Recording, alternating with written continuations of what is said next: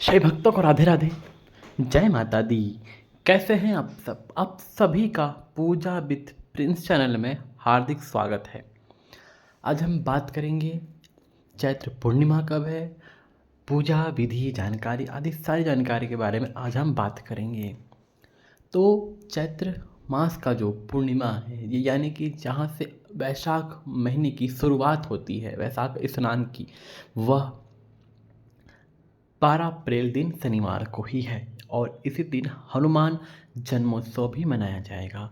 कहा जाता है इसी दिन हनुमान जी का प्रकट उत्सव मनाया जाएगा और इसी दिन से वैशाख महीना प्रारंभ हो रहा है, लग रहा है।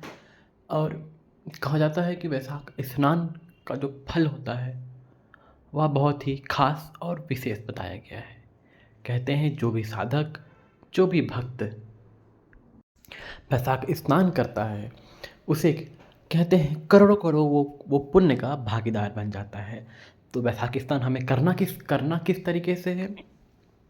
अगर जो भी साधक, जो भी भक्त, जो पहली बार स्नान करना चाहते हैं, मैं उन्हें बता दूं कि आपको ब्रह्म मुहूर्त में उठकर सूर्य उदय से पहले स्नान कर लेना है। उसके पश्चात घर के आंगन माँ तुलसी के समक्ष घी का दीपक जलाना है, उन पर जल चढ़ाना है, पुष्प और उनकी आरती उतारनी है।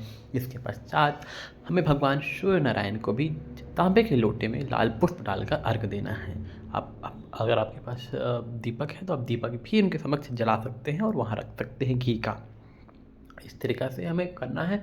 और फिर आपके जिस भी देवी देवता में आस्था है, आप उनकी पूजा कीजिए। राम की, कृष्ण की, दुर्गा जी की, जिसकी भी आप में आस्था है, आप उनकी पूजा कीजिए। पर जिस दिन से वैशाख लग रहा है उस दिन हनुमान जी का जन्म उत्सव है, तो इस दिन खास तौर पर, विशेष तौर पर हनुमान जी की पूजा आराधना अवश्य कर लीजिएगा।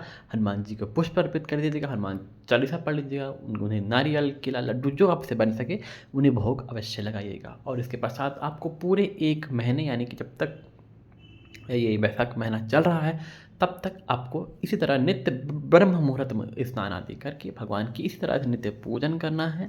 और शाम के समय भी माँ तुलसी के समक्ष दीप अवश्य जलाना है।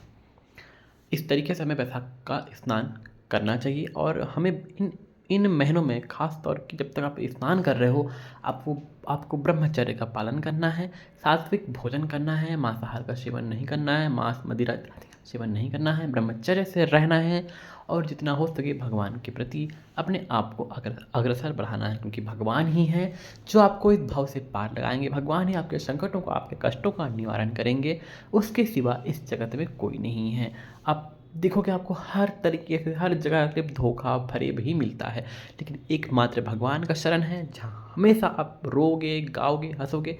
कोई आपका मजाक नहीं उड़ाएगा, बल्कि आपको एक अंदर से अलग एनर्जी, एक शक्ति की महसूस होगी, जो आपको आपके जीवन में आपको आगे लेकर जाएगी, आगे बढ़ाएगी। तो हमें भगवान के प्रति हमेशा जागरूक रहना, अपने धर्म के प्रति हमेशा जागरूक रहना है।